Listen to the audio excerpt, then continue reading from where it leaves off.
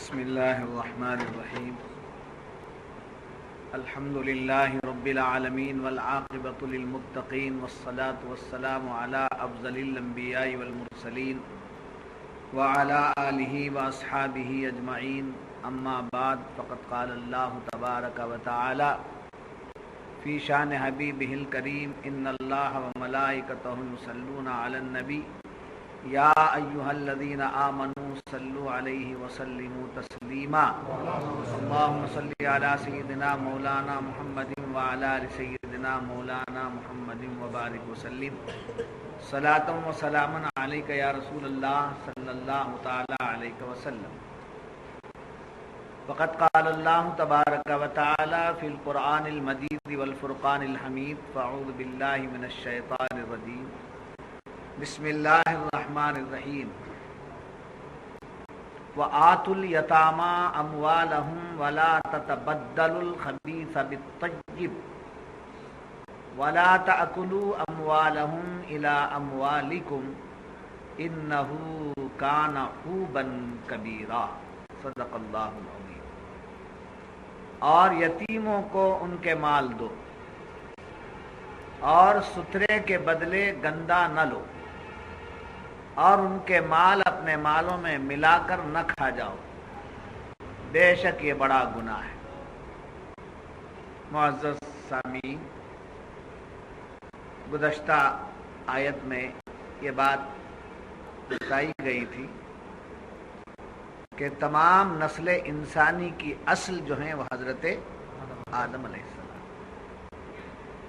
نسل انسانی کی اصل حضرت آدم علیہ السلام ہیں. تو قرآن فرماتا ہے جب سب ایک ہی اصل سے ہیں تو ایک دوسرے پر ظلم مت کرو، ایک دوسرے سے قطع رحمی نہ کرو. جب سب ایک ہیں باعتبار آدمی سب ایک ہیں تو کسی پر ظلم نہ کرو. تو اسلام صرف مسلمانوں پر ظلم کرنے سے منع نہیں کر رہا ہے بلکہ اغیار پر ظلم کرنے سے بھی اسلام منع کرتا ہے. جیسے ہمارے پڑوس میں غیر مسلم ہے، ہم اس کو تکلیف دینا چاہتے ہیں اور یہ بتانا چاہتے ہیں کہ ہم اسلام والے حق پرست ہیں. نہیں، اپنی حق پرستی کو ظلم کے ذریعے ثابت نہیں کیا جا سکتا بلکہ اپنی حق پرستی کو اخلاق کے ذریعے پیش کیا جا سکتا. اگر کوئی بے ایمان مسلمان پہ ظلم کرتا ہے تو اس کی بے ایمانی کی علامت ہے. وہ بے ایمان ہے، اسے معلوم نہیں ہے. اگر مسلمان کسی بے ایمان پر ظلم کرتا ہے تو بہت بڑی ذمہ داری ہے، اس لیے کہ یہ ایمان والا ہے اور ایمان کا تقاضا یہ ہے کہ ایک دوسرے پر ظلم نہ کیا جائے. تو لہذا کل کی صحبت میں کیا بات آئی تھی؟ تمام نسل انسانی کی اصل حضرت آدم علیہ السلام ہیں اور حضرت آدم کی اولاد ہونے کے ناطے کوئی کسی پر ظلم و زیادتی نہ کرے. غالباً آپ حضرات کو یاد ہوگا، میں بار بار اس کی طرف توجہ دلاتا رہتا ہوں کہ جب بھی کوئی آیت ہمارے سامنے آتی ہے تو اس کا شان نزول معلوم کرنا جی، اس کی وجہ تسمیہ معلوم کرنا چاہیے. آیت کا شان نزول کس وجہ سے ہوا، کس موقع پر ہوا، کیوں ہوا، یہ معلوم کرنا چاہیے. اس پر خصوصی توجہ آپ لوگ رکھیں تو کوئی بد عقیدہ آپ کے عقیدے پر ڈاکہ ڈال نہیں سکے گا. اس سے یہ پوچھ سکیں گے آپ کہ اس کا شان نزول کیا ہے.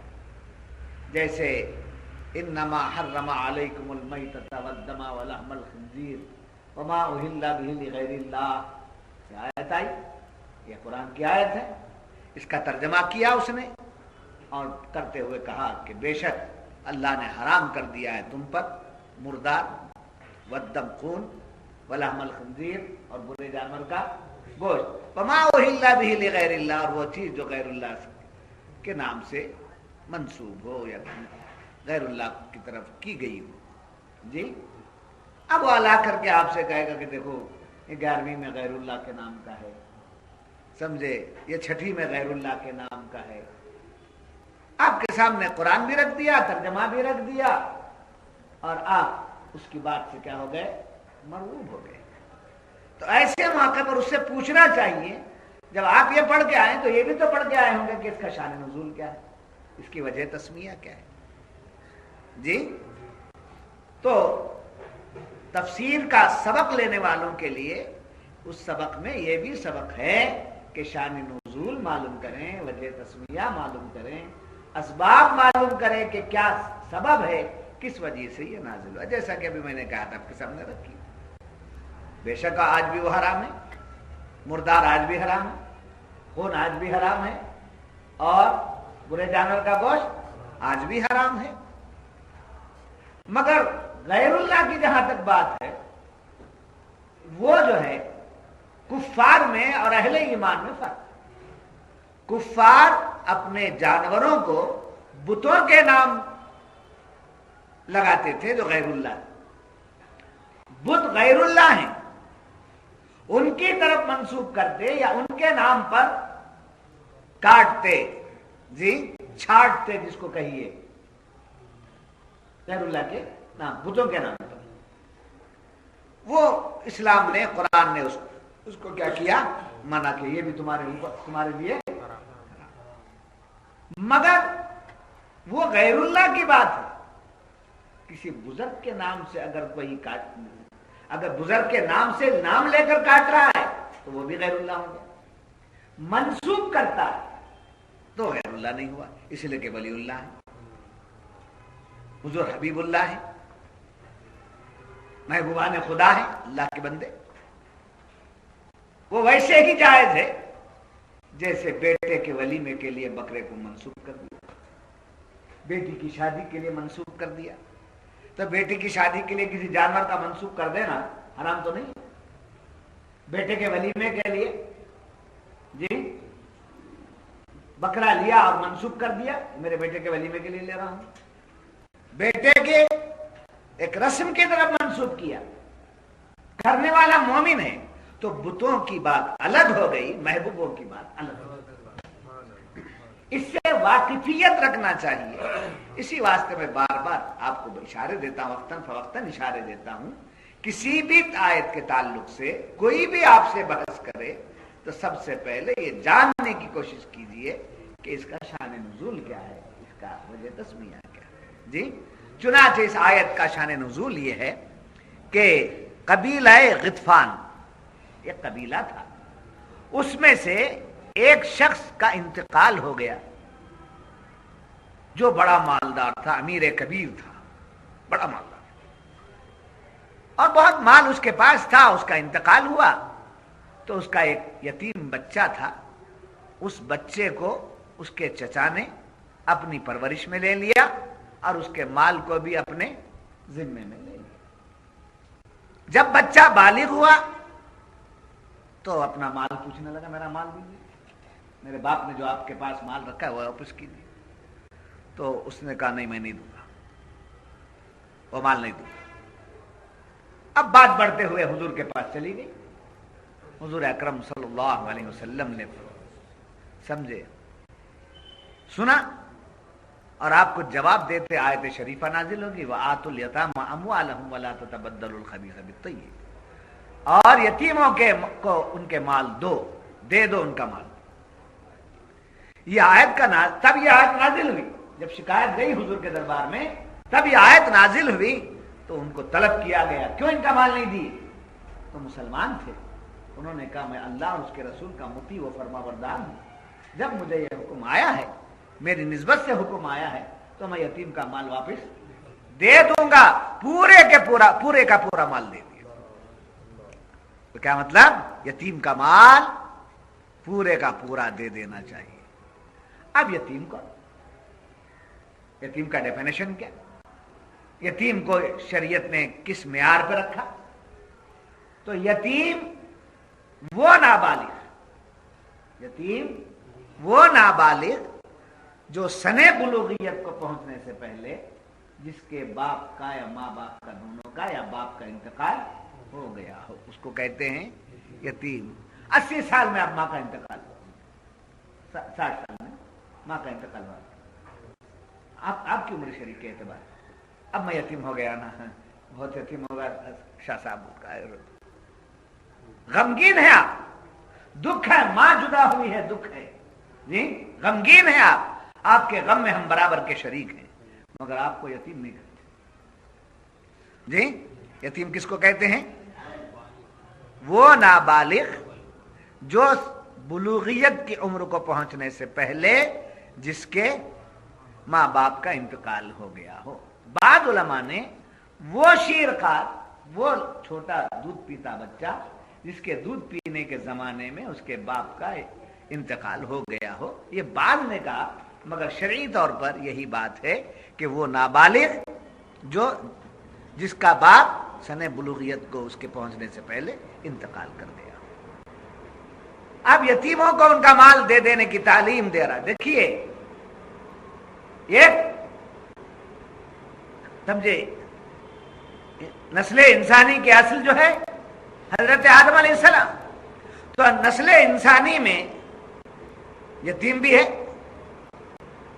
اصل کے اعتبار سے آدم کے اولاد میں یتیم بھی ہے, غریب بھی ہے, بیوہ بھی ہے, مسکین بھی ہے, پریشان حال بھی ہے, اور امیر کبیر بھی ہے, دولت والا بھی ہے, بادشاہ بھی ہے, علم والا بھی ہے, سب ہیں جتنے بھی ہیں وہ سب حضرت آدم کی اصل سے ہیں. لہذا ایک دوسرے کے مرتبے کو, ایک دوسرے کے مقام کو سمجھنا چاہیے اور ان کا حق ادا کر دینا لازمی ہے. سمجھے؟ یہاں قید مسلمان کی نہیں لگائی گئی, یہاں قید صرف مسلمان کی نہیں لگائی گئی, تمام نسل انسانی جو اصل آدم سے ملتا ہے. اب جو کافر اور بے ایمان ہے اس پر بھی ظلم نہیں کیا جائے گا. اب اس کو جو سزا مقرر کی گئی, اس کو جو عذاب مقرر کیا گیا, وہ سب اس کے بے ایمان اور بد اعمال ہونے کی وجہ سے, ورنہ باعتبار انسان, باعتبار آدمی, باعتبار اولاد آدم سب کے اوپر ایک ہی سلوک کرنے کی تعلیم دی. یہاں سے ایک بات اسی نظری کے ساتھ دیکھنا چاہیے, تنگ نظری سے ہٹو, میں ادھر اشارہ دے رہا ہوں, تنگ نظری سے ہٹو. کسی کے بارے میں بھی کوئی فیصلہ لینا ہے تو تحقیق کر کے, سمجھے, کیا کر کے لینا؟ تحقیق کرو کہ یہ کیا ہے, کیسا ہے. بہرحال اس کے چچا نے کیا کیا, آیت کا نزول ہونا تھا, سارا مال اس بچے کو دے دیا. یاد رکھیے اسلام کے تشریف لانے سے پہلے, سمجھے, حضور کے تشریف لانے سے پہلے عرب کی دنیا میں, خطہ عرب میں طرح طرح کی برائیاں پھیلی جی. بت پرستی تھی, بچیوں کو زندہ دفن کر دیا جاتا تھا, ایک دوسرے کا مال ہڑپ لیا جاتا تھا, راستے میں ڈاکے ڈال دیے جاتے تھے, مسافروں کو لوٹا جاتا تھا. یہ تمام برائیاں جو تھیں ان میں یہ دو برائیاں بھی بڑی زیادہ تھیں. ایک یتیم کا مال کھا جانا اور بیوہ عورتوں کے ساتھ غلط سلوک کرنا.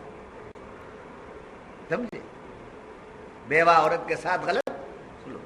ایسا گیا گزرا حال تھا ان لوگوں کا کہ جب سوتیلے بیٹے کا انتقال ہو جاتا جی, اس کی بیوی کو اپنے ساتھ پہ رکھ لیتا.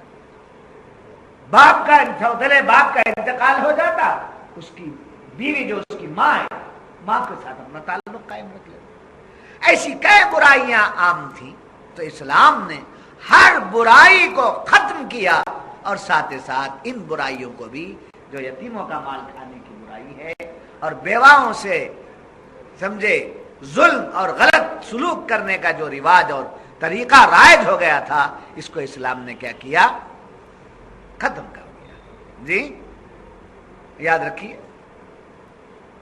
یتیم چھوٹا بچہ نابالغ, وہ یتیم ہونے کے ناطے اس کا کوئی والی وارث نہیں, کوئی پرسان حال نہیں جی, کوئی پرسان حال نہیں ہے. تو کیا ہوا,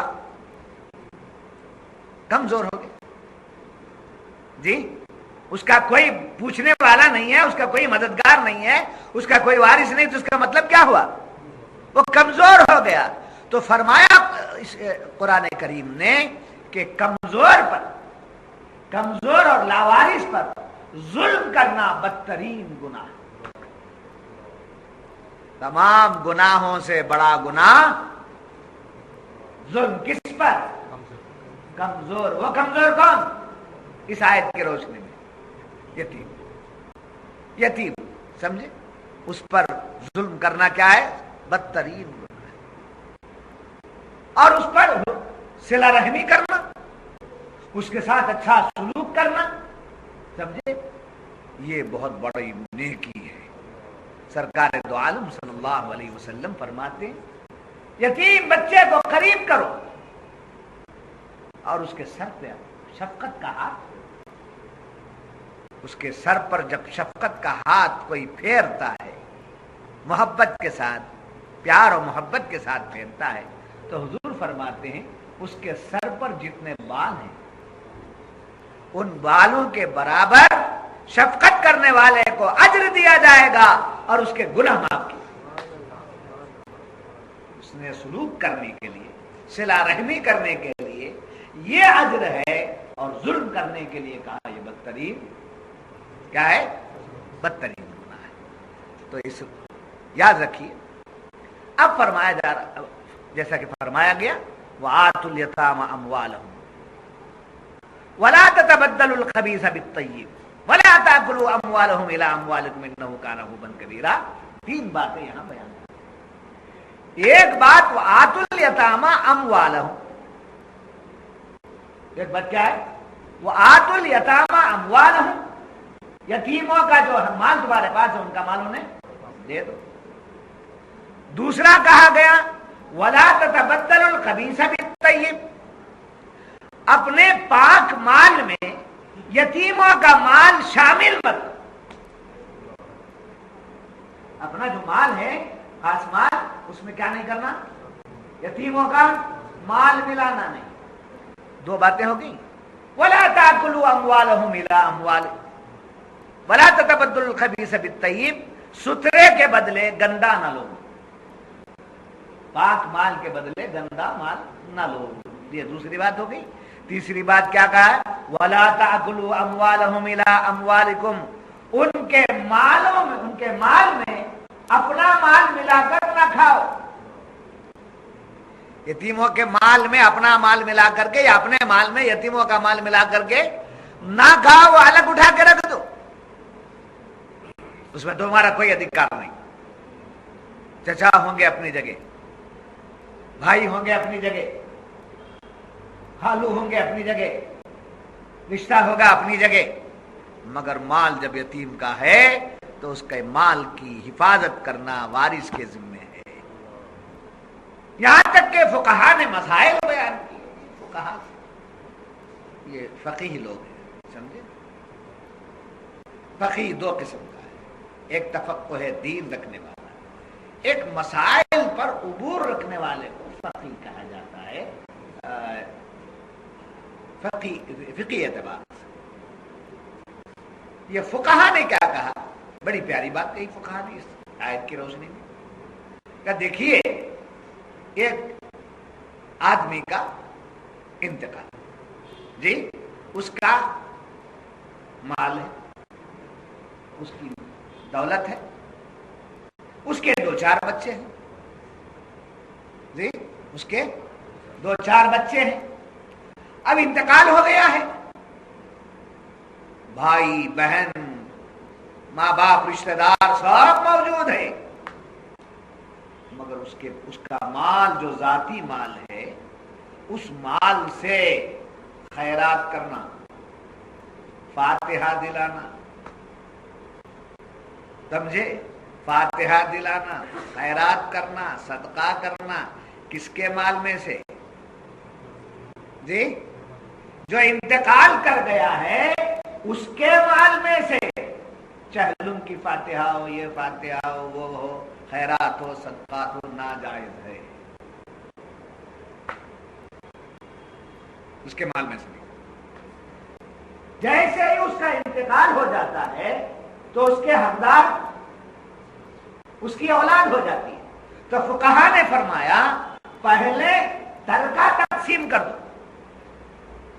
جو مشترک ہے. جی مال میں جو وارث ہیں ان میں کیا کر دو, مال تقسیم کر دو, اور ان میں تقسیم ہو جانے کے بعد میں ان کی اجازت سے, ان کی مرضی سے وہ اپنا مال پیش کریں, تب جا کر کے فاتحہ وغیرہ کریں. فاتحہ وغیرہ ناجائز نہیں بتا رہا ہوں میں, فاتحہ نیکی ہے, کرنا چاہیے, ایصال ثواب پہنچتا ہے. مگر یہ کیا تماشا ہے, آپ بھائی بن کے آ گئے بچوں کے مال میں سے نکال کے, آپ رشتہ دار بن کر کے آ گئے یتیموں کے مال میں سے نکال کے خرچ کر دیں. پہلے ان کا حصہ, ان کا حق انہیں دے دینا چاہیے, اور ان سے کہو تمہارے باپ کی دولت تم کو ملی ہے, لہذا فاتحہ میں تم بھی شامل ہو جاؤ. تو اس کے پیسے, اس کے پیسے, اس کے پیسے سب کے ملا کر لے کے جو بھی نیکی کرنا ہے کر دینا چاہیے. جب یہ بات معلوم ہوئی, یاد رکھیے کیا فرمایا گیا, وَآتُوا الْيَتَامَىٰ أَمْوَالَهُمْ وَلَا تَتَبَدَّلُوا الْخَبِيثَ بِالطَّيِّبِ. یاد رکھو سرکار دو عالم صلی اللہ علیہ وسلم کی سنت ہے کہ عید گاہ سے آپ پلٹ گئے, ایک یتیم بچے کی داد رسی. عید الفطر کے موقع پر سرکار ایک بچے کو اداس اور مایوس جب دیکھتے ہیں تو جاتے جاتے رک جاتے ہیں, اس سے پوچھتے ہیں بیٹا تم کون ہو, کیا ہو؟ اس نے کہا میں کون ہوں, کیا ہوں, آپ کو اس سے کیا لینا دینا ہے, جائیے آپ اپنا راستہ دیکھیے. پہچانا نہیں اسے. تو حضور نے فرمایا بتاؤ بیٹا, مجھے بتاؤ تاکہ میں تمہاری پریشانی کو حل کروں. بچے کے آنکھوں سے آنسو آ گئے, بچے سب کھیل رہے ہیں, یہ عید کا دن ہے, آج تم کیوں نہیں کھیل رہے ہو؟ تو اس نے کہا میں کیا بتاؤں, میرے باپ کا انتقال ہو گیا, میرا باپ میں یتیم ہو گیا, میری ماں نے دوسرا نکاح کر لیا اور مجھے گھر کے باہر نکال دیا. آج میں ان بچوں کو دیکھ رہا ہوں, اگر میرا باپ بھی زندہ ہوتا تو آج میں بھی ایسے ہی خوشیاں مناتا. یہ سننا تھا رحمت للعالمین کی آنکھوں سے آنسو. آپ نے فرمایا چلو, کدھر چلو, عیدگاہ کو چلو, نماز پڑھنے کے بعد دیکھیں گے, نماز ہونے کے بعد تمہیں کیا انتظام کرنا کریں گے. نہیں, عیدگاہ جاتے جاتے پلٹ گئے, حجرہ عائشہ میں پہنچے. اے عائشہ میں تمہارے لیے ایک نیکی لایا. عائشہ کے لیے نیکی لائے, قبول ہے. بی بی عائشہ نے عرض کیا میرے ماں باپ آپ پر قربان, کیا نیکی ارشاد فرمائیے, کیا میرے لیے کیا حکم ہے؟ کہ دیکھو یہ بچہ ہے, یہ یتیم ہے, اس بچے کو نہلا دھلا دینا, اپنے ہاتھوں سے نہلانا, اور حسنین کریمین میں سے کسی ایک کا جوڑا پہنا دینا, کسی ایک کا جوڑا پہنا دینا. فوراً بی بی عائشہ اپنے ہاتھوں سے اس یتیم بچے کو نہلاتی ہیں, سمجھے, حسنین کریمین میں سے ایک جوڑا اٹھا کر انہیں پہنا دیتی ہے. اور اتنے میں سرکار تھوڑی دیر بیٹھ کے دیکھتے ہیں, بچے اب خوشی کے ساتھ, چہرہ جو مرجھایا ہوا تھا اور مسرت بھرا ہو گیا چہرہ, تو سرکار فرماتے ہیں میں یہ چاہتا تھا اے بچے, کیا تمہیں اس بات کو پسند کرو گے تمہارے باپ کی جگہ محمد تمہارا باپ ہو جائے؟ کیا تمہیں یہ پسند ہے کہ تمہاری ماں کے مقام پر بی بی عائشہ تمہاری ماں ہو جائے؟ کیا تمہیں یہ اچھا نہیں لگتا کہ تمہاری بہن کی جگہ فاطمہ تمہاری بہن ہو جائے, اور تمہارے بھائیوں کی جگہ حسنین کریمین تمہارے بھائی ہو جائیں؟ کیا تمہیں پسند نہیں ہے؟ خوشی اور مسرت میں جھوم گیا. میری قسمت کا کیا کہنا, میری قسمت کا کیا کہنا. ایسے ہزاروں باپ مصطفیٰ کے باپ ہونے پر قربان کرتا ہوں. اب وہاں سے وہ بچے کو رخصت کیا. اب بچہ ان بچوں میں گیا جو اسے کھیلنے بلاتے تھے, اسے اپنے ساتھ عید کی خوشیاں منانے کے لیے بلاتے تھے. وہاں گیا تو انہوں نے کہا ارے بھائی, ہم تو تھوڑی دیر پہلے تم کو बुलाते थे और तुम नहीं आते थे, तन्हाई में खड़े हो जाते थे। क्या बात है, थोड़ी देर में तुम्हारे अंदर ये नया कपड़ा कहां से आ गया?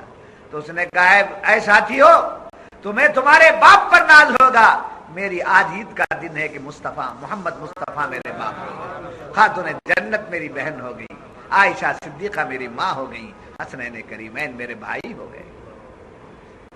जी, इसीलिए फितरा रखा है इस्लाम के अंदर। इस्लाम के अंदर फितरा रखा गया है। ज़कात देते हैं, सदका देते हैं, रमजान में बहुत कुछ देते हैं, उसके बावजूद ईद को जाने से पहले, ईद उल फित्र में ईदगाह को जाने से पहले फितरा अदा करो, और बकरा ईद में ईद पढ़ के आके कुर्बानी। जिसके गरीब के घर में, यतीम के घर में, बेवा के घर में अगर ईद का दिन चूल्हा नहीं सुलगता है तो तुम्हारे लिए वो ईद नहीं, वईद का दिन है। ईद का दिन नहीं बल्कि वईद का दिन है, खुदा की नाराजगी का दिन। तो इस्लाम ने ये तालीम दी, मोहब्बत को आम किया, नफरतों को मिटाने के ये तरीके हैं। आज हमने इन तमाम तरीकों को छोड़ दिया। दूसरे जाएं जहन्नम में, मेरा बच्चा आबाद रहे, दूसरे का घर बर्बाद हो जाए, मेरा घर आबाद रहे। इसीलिए कुरान कहता है जब तुम सबको एक समझोगे, जी एक माँ बाप के बच्चे आपस में क्या है, भाई हैं, तो एक भाई की तकलीफ दूसरा भाई देखता है, क्या करता है, उसकी तकलीफ में साथ दे देता है। मेरा भाई है, कितना भी मेरे खिलाफ रहा हो, मगर मेरा भाई है, मेरे भाई को मैं कैसे छोड़ के रह सकता हूँ, मेरी बहन को मैं कैसे छोड़ के रह सकता हूँ। मेरे माँ बाप ने मुझे कुछ नहीं रखा है, मगर मेरे माँ बाप हैं, उन्होंने मुझे पैदा किया है, मैं उन्हें छोड़ के कैसे रह सकता हूँ। एक खानदान, एक कबीला, एक घर, जी एक माँ बाप की औलाद एक दूसरे को जब छोड़ दे नहीं, कुरान वही बता रहा है सारी इंसानियत आदम और हव्वा की औलाद है, ये चीज तुम्हारे अंदर आ जाए तो मोहब्बत आम। नहीं समझ आ रही बात? जब ये बात मालूम हुई तो देखिए, यतीम का माल अगर लेना है, आपको उठाना है वो बोझ, संभालने की हिम्मत है तो उठाओ, एडजस्टमेंट करने का हाल है तो सुखाम जी। बड़ी प्यारी बात को कहा फरमाते हैं, यतीम का वाली जो वारिस है, उसका जिम्मेदार जो है, उसको क्या जिम्मेदारी दी जा रही है? यतीम की परवरिश के लिए किसी के पास से माल ले सकता है। जी, यतीम की परवरिश के लिए उसके किसी के पास माल ले सकता है, मगर यतीम की परवरिश करने के लिए ना यतीम के माल को उठा सकता है और ना ही ये माल उठाकर किसी को खैरात कर। तो कहा यतीम के माल को वाली अपने इस्तेमाल में लाना तो दूर की बात, यतीम की परवरिश में भी उसका माल इस्तेमाल नहीं कर सकता, और न ही यतीम बच्चे के पैसे को यतीम बच्चे ही के सवाब के लिए नहीं दे सकता, इसलिए कि इसके पास वो अमानत है, अमानत में खियानत किसी भी हालत में नहीं की जा सकती। याद रखना, याद रखिए, फरमाया गया कि कमजोर पर जुल्म करना क्या है? कमजोर और ज़ईफ पर जुल्म करना कवी पर जुल्म करने से ज्यादा बढ़ता है। समझे? मुझ जैसे कमजोर आदमी पर आप जुल्म ढा रहे हैं, मुझ जैसे कमजोर आदमी पर आप जुल्म ढा रहे हैं, समझे? आप कौन है पहलवान? एक भी पहलवान नजर नहीं आता है, सब मेरे से ज्यादा कमजोर नजर आते जी। किसी पहलवान पर आप जुल्म ढा रहे हैं, तो पहलवान पर जुल्म ढाना उससे बदतर क्या है? कमजोर पर जुल्म ढाना। ये इस्लाम की तालीम, कमजोरों का साथ दो इस्लाम कहता है। याद रखिए, फुकहा फरमाते हैं, फुकहा फरमाते हैं कि जानवर पर जुल्म मत करो, इसलिए कि वो बेजुबान है। जानवर पर जुल्म मत करो इसलिए कि वो बेजुबान है। उस पर जुल्म करना इंसान पर जुल्म करने से बदतर है। समझे? घोड़ा गाड़ी है, आज मन बैठो बैठो बैठो बैठो, जरा सामने आओ, जरा अभी ऊपर आओ, जरा पीछे बैठो, जरा ऊपर आओ। पहले बहुत था रईस का मतलब क्या? जिसके पास घोड़ा गाड़ी उस जमाने में थी, वो बेंगलोर का मालदार आदमी। उस जमाने में घोड़ा गाड़ी, इस जमाने में कार, फर्क इतना ही। घोड़ा गाड़ी रखते थे ना पहले बेंगलोर में, बड़े बड़े जितने मालदार लोग थे उनके पास कारा नहीं थे उस जमाने में। क्या थी? घोड़ा गाड़ी जाके। हमारे वारिद बड़े तजुर्बे की बातें बताते थे। समझे? घोड़ा जब घर की तरफ जाता है तो बड़ी तेजी से जाता है। घोड़े को सरकार खिबला मेरे पीर मुर्शिद बोले, घोड़े को भगाना रबला दिया थी जबा फल मोरिया थी कदा। इस आयत को समझाते हुए मुझे एक बार बोलने लगे कि घोड़े के अगर मचलने को देखना चाहता है तो गाड़ी चलती रहे और जो चाक है उसके अंदर लकड़ी दे दे, cut cut cut cut cut cut जो आवाज आती है उससे घोड़ा सरपट सरपट सरपट जाता है। कुरान ने उसकी कसम कही, वला दिया उन सरपट घोड़ों की कसम, दौड़ने वाले घोड़ों की कसम, जो अपने पैरों से अपने नाल से नाल बनते थे। उसी नाल बनने वाले एरिया को नालबंदवाड़ी कहते थे। घोड़े की नाल, बैल की नाल बनती। वो जब टक टक टक टक टक टक टक जाता तो वो पत्थर से क्या निकलती थी? आग, चिंगारी निकलती थी। तो कुरान उसकी तारीफ कर रहा है।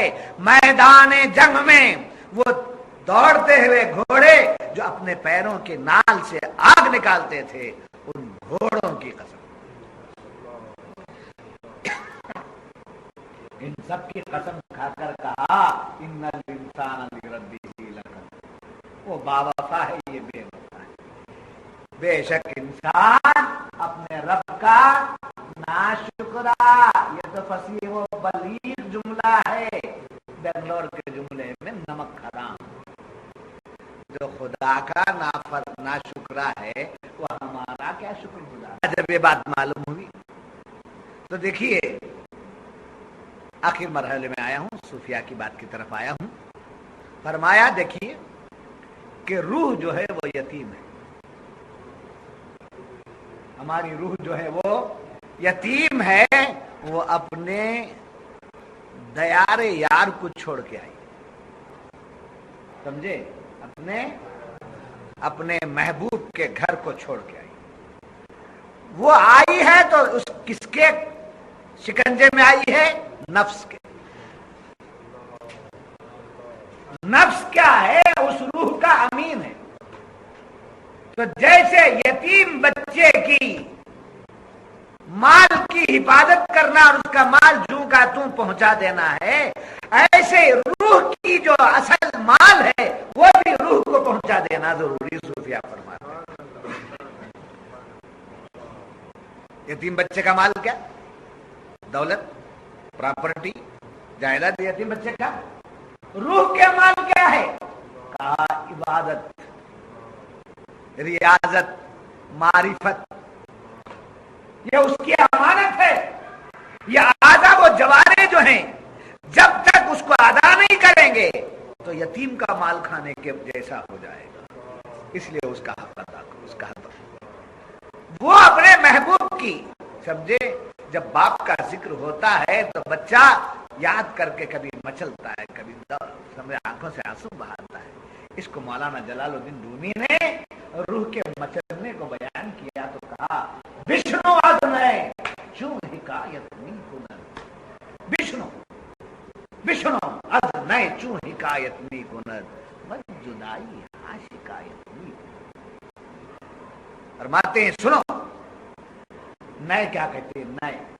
नए कहते हैं मुरली को। नए किसे बोलते हैं? मुरली बजाते नहीं, उसके कहते सुराख है, 7 सुराख। और वो उसके एक सुराख क्या है? किसी के होंठों से लगा है, اس کے بعد وہ مرلی کی جو سوراخ ہیں اس پر بجانے والا. جب بجاتا ہے اور آواز کرتا ہے تو کیا ہے؟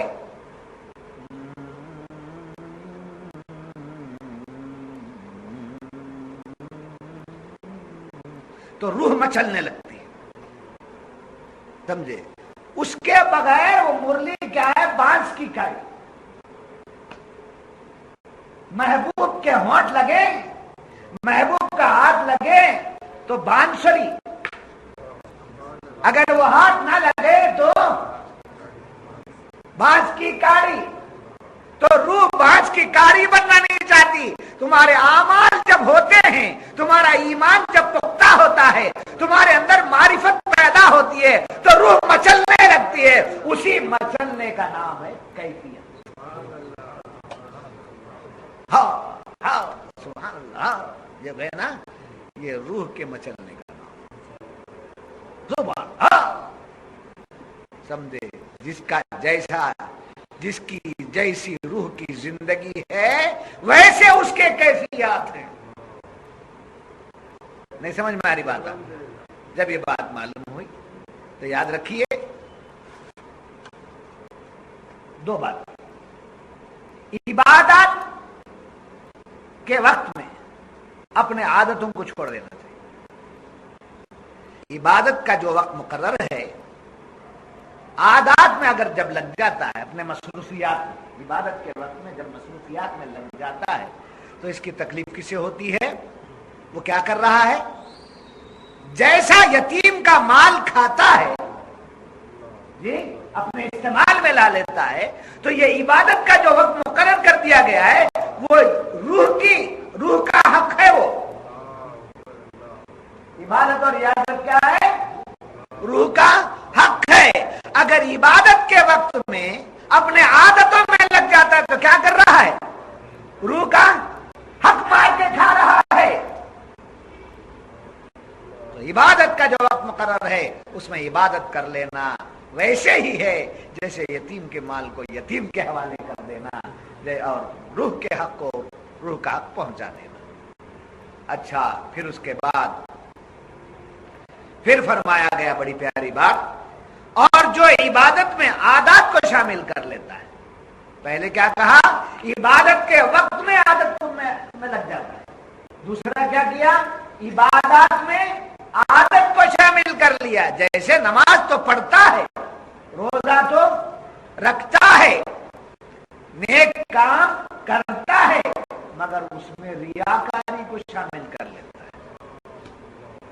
سمجھے؟ اس میں ریاکاری کو شامل کر لیتا ہے کا مطلب کیا؟ اپنے مال میں جیسا یتیم کا مال شامل کر لینا جرم ہے، ایسے ہی عبادات میں سمجھے ریاکاری کو شامل کر لینا یہ روح پر ظلم کرنا. اس لیے صوفیہ فرماتے ہیں نفس کا حق نفس کو دے دو، روح کا حق روح. یہ دونوں ملے رہتے ہیں. ان کے ملے رہنے میں تمہاری زندگی ہے اور زندگی کا حاصل عبادت ہے. اس کے بغیر تمہیں چین و سکون نہیں ہے. آخر میں ایک حدیث پاک میں نے کوٹ کیا ہے. دیکھیے 6 قسم کے لوگ ہیں، یعنی لوگوں کے لیے 6 گناہ ہیں جو ان کو ہلاک کر دیتے ہیں. سمجھے؟ 6 گناہ سے لوگ کیا ہو جاتے ہیں؟ ہلاک ہو جاتے ہیں، بھسم ہو جاتے ہیں، ختم ہو جاتے ہیں. پہلا گناہ یتیم پر ظلم کرنا، یتیم کا مال ناحق کھانا. دوسرا کسی باعفت عورت پر تہمت. پہلا کیا ہے؟ یتیم کا مال کھا جانا. اور دوسرا کیا ہے؟ باعفت عورت. سمجھے؟ لفظ باعفت پاک دامن عورت. سمجھے؟ بعد رستے میں کھڑے سے ان کے پر کئی کو تہمت لگاتے ہیں. وہ تو کھلے عام کھڑے ہیں، وہ تو کھلے کھڑے ہیں، سودا کر رہی ہیں. باعفت پاک دامن عورت پر تہمت لگانا بڑا گناہ ہے. تیسرا کیا ہے؟ شرک کرنا. حالانکہ شرک تمام گناہوں کی جڑ ہے، مگر اس حدیث میں 2 باتیں پہلے بیان کر دی گئی ہیں. پہلے یتیم پر ظلم کرنا گناہ ہے، کرنا عورت پر، تہمت لگانا گناہ ہے، اور تیسرا شرک کرنا، تو معلوم ہے شرک سے بدتر ہے یتیم پر ظلم کرنا، اور چوتھا ہے جادو کرنا۔ چوتھا کیا ہے؟ جادو کرنا۔ اس میں سب نہیں پڑھنا بابا، یہ سب مت پڑھو، سمجھے؟ کوئی کسی کا بگاڑ نہیں سکتا مگر اپنا تو بنا نہیں سکتا ہے۔ اس وقت کے نمونہ قرضہ لینا کیا کرنا، انہیں کرنا کیا کر رہا ہے، شاہ صاحب ذرا دیکھ کو بولو، شاہ صاحب کے پاس ہو یا عامل کے پاس ہو، جا کر کیا دکھاتے، خود کو دیکھتے جاؤ کیا حال ہے، سمجھے؟ ہم کو کیا ہوا ہے، ہم کو کیا ہوا ہے یہ مت دیکھو، ہم کو کیا ہونا ہے یہ دیکھو، سمجھے؟ جادو کرنا کون سا نمبر ہے؟ 5 جی نہیں بابا، تہمت لگانا، اچھا تیسرا ہوا، ہاں 5واں میدان جنگ سے عین لڑنے کے ٹائم پر بزدل ہو کر بھاگ، سمجھے؟ پڑھتے پڑھتے کچھ آئی مصیبت، بھاگ گئی، یہ سب سے بڑا ڈسکنٹینیو کر دیا، بھاگ گئے۔ جیسے وہاں کے میدان جنگ سے بھاگنا گناہ ہے، ویسا علم حاصل کرنے کے میدان سے بھاگنا بھی کیا ہے؟ گناہ ہے۔ خامشہ میں ہماری دستار ہو جاتی ہے، خوش ہو کر کے رہ جانا کمال نہیں، سادسہ نہیں، اشارہ 10 سال کے بعد میری دستار بندی ہو، میں چھوڑوں گا نہیں، یہ بیٹھ جانا، یہ ہے مجاہدہ۔ بات سمجھ میں آ گئی؟ کتنے نمبر ہوئے؟ 6واں نمبر ہے کسی کو ظلمن قتل کرنا، کسی بھائی کو ظلمن قتل کرنا، یہ کیا ہے؟ یہ 6 گناہ کیا ہے؟ انسان کو ہلاک کرنے والے گناہ۔ چنانچہ ایک شخص حضور کے دربار میں آئے اور آ کر پوچھنے لگے، یا رسول اللہ صلی اللہ علیہ وسلم، یتیم بچہ کی کسی تقصیر پر، کسی قصور پر، کسی غلطی پر اس بچے کو مارنا چاہوں گی، کیسے ماروں؟ کیسے ماروں؟ کیا لے کر ماروں؟ کس طریقے سے ماروں؟ سے کسے؟ یتیم بچے کو کیسے ماروں؟ تو حضور فرماتے ہیں ویسے مارو جیسے تمہارے لاڈلے بیٹے کو مارتے ہو، ایسے مارو جیسے تمہارے لاڈلے بیٹے کو مارتے ہو۔ کیا مطلب ہوا؟ اپنے لاڈلے پیارے بچے کو مارتے ہیں، زور سے مارتے ہیں، ضرب زیادہ دیتے ہیں، کیا کرتے ہیں؟ ہلکا سا۔ تو جیسے اپنے لاڈلے بیٹے کو مار کے سدھارتے ہو، ویسے ہی یتیم بچے کے ساتھ سلوک کرو۔ یہ مت سمجھو کہ اس کا باپ نہیں ہے، اس کا باپ